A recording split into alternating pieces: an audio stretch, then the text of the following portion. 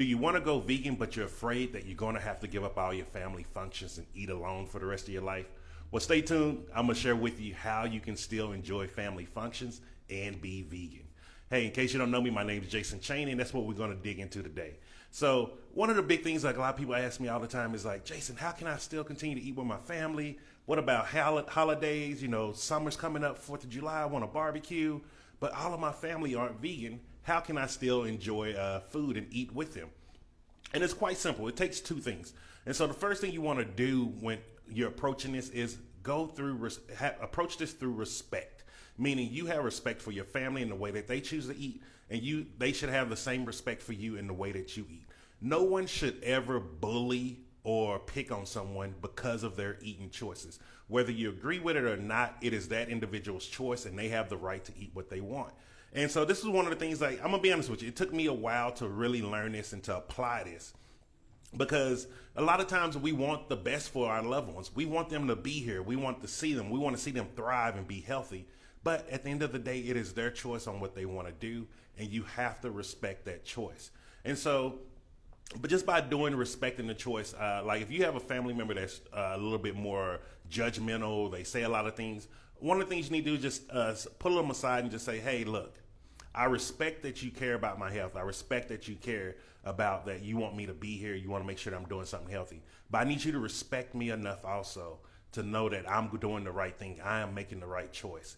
And because of that, you know, let's just keep going on. Let's keep moving. Like, you don't have to be focused all about on what they're eating, and they don't need to be focused on what you're eating.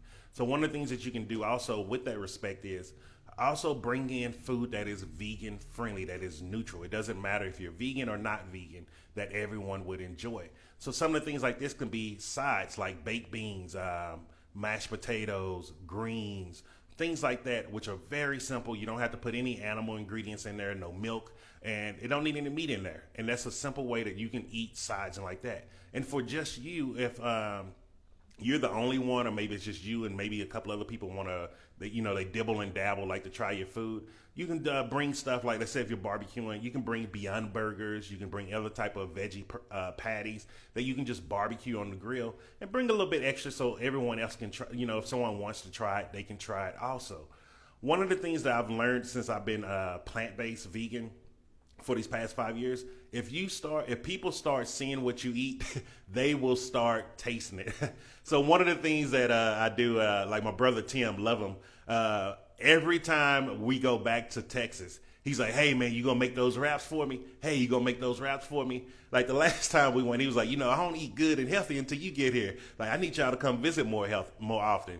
And it's funny, but in the beginning, I used to get a little upset about it. I'm like, man, y'all eating all my food. But now it's like, they're starting to see how they can eat healthy. They're starting to see ways that they can just eat plants, eat fruits and vegetables, and they can still get full. So that's one of the things you want to start doing. Approach it from a respect level and just make sure there's respect all around.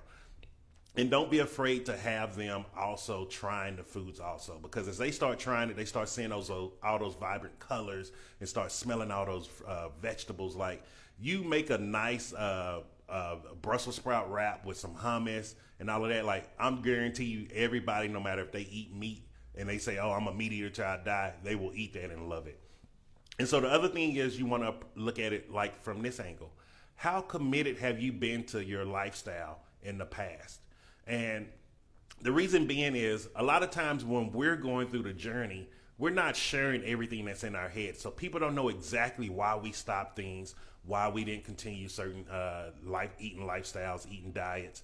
And so they're thinking in our head that, oh, okay, you just dibble and dabble. And it may be true, too, that you like to dibble and dabble. One of the things, I've tried tons of diets in the past. I failed at a lot of them. And it wasn't that I was failing and became a failure. I was failing forward. I started saying there was parts of those diets that I didn't need anymore. There was things of those diets I didn't agree with anymore. It wasn't making me feel right inside. And so I stopped doing certain things, and I kept moving and progressing. But your family may not see that. Like, a lot of our family didn't see, and even to this day, they don't see how we're progressing forward at all times, why we eat the way we eat. And so they may not understand exactly your commitment level, and that's okay. Now, you can take the time and explain to them if you want to about why you're doing it, your commitment level, all of that. I usually say don't, just stay focused on why you're doing it.